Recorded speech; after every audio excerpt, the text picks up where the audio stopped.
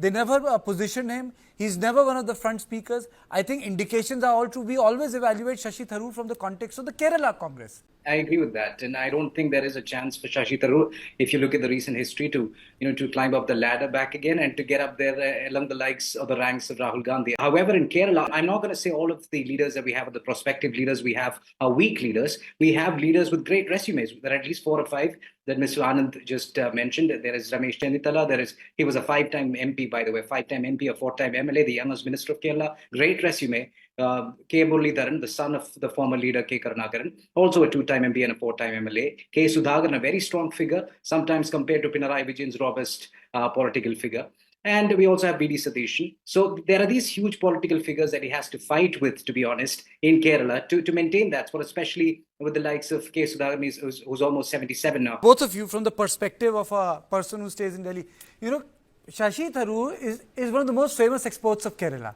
You ask, where is Shashi Tharoor from? People would say he's from Kerala. So a lot of people would say, why shouldn't he be the face? Dynamic, modern, achiever, global.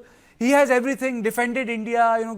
He ticks every box. So people fail to understand, why is he being sidelined?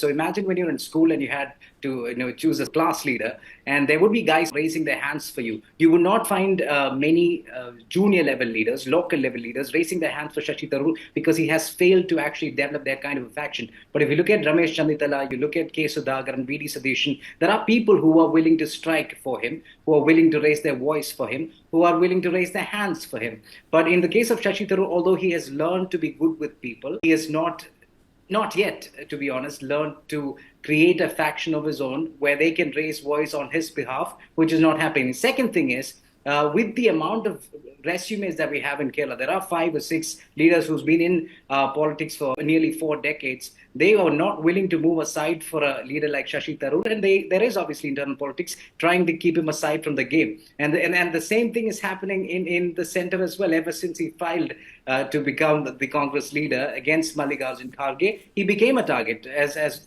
was rightly pointed out by one of the BJP leaders. So I think that's the case. And the second thing, if I may quickly add, I don't think, though, that him praising the LDF is an indication of him moving to the LDF or even the BJP, because for the past, I would say at least 2 decades, Kerala was at rank 28 in ease of doing business reforms. They have jumped within a span of 3 years to the number 1 position, which is absolutely commendable. And you have to commend what P. Rajiv, the minister here, has done in that regard. I think Shashi Tharoor is very neutral and nuanced when it comes to making opinions. However, if he is further ignored in the state, there is a good chance that he may even start independently, which may not be a bad option for him.